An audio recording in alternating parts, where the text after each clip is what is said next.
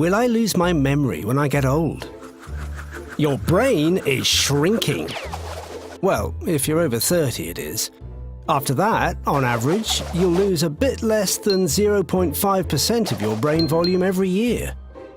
Reach 90, and you may have lost over a third of your hippocampus, the seahorse-shaped bit of the brain vital for making memories.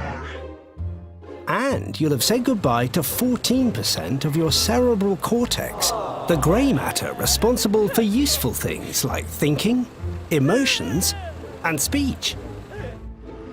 Worse still, scientists used to believe the adult brain was fixed and unable to change, like concrete, so losing some was a serious matter. In 2000, researchers began to investigate a group of London taxi and bus drivers.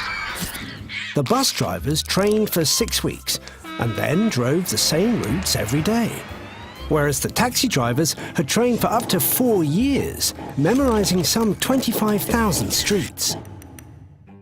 The researchers took MRI scans of both bus and taxi drivers, but it was the cabbie's brain that showed something incredible.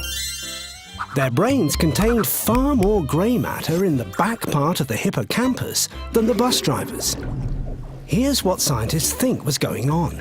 Inside our brains are trillions of synaptic connections, chemical and electrical impulses that transfer messages between the body and the brain, like millions of cabbies taking millions of patrons to different destinations.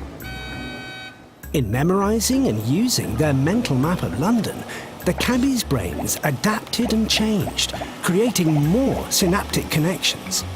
So it turns out the brain isn't like concrete, but more like putty or plastic, able to adapt to our demands.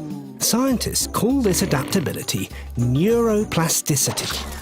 This new discovery is great news because while you might not be able to stop your brain shrinking, it seems you can compensate by building new connections if you stay mentally active, challenging your brain like a London cabbie.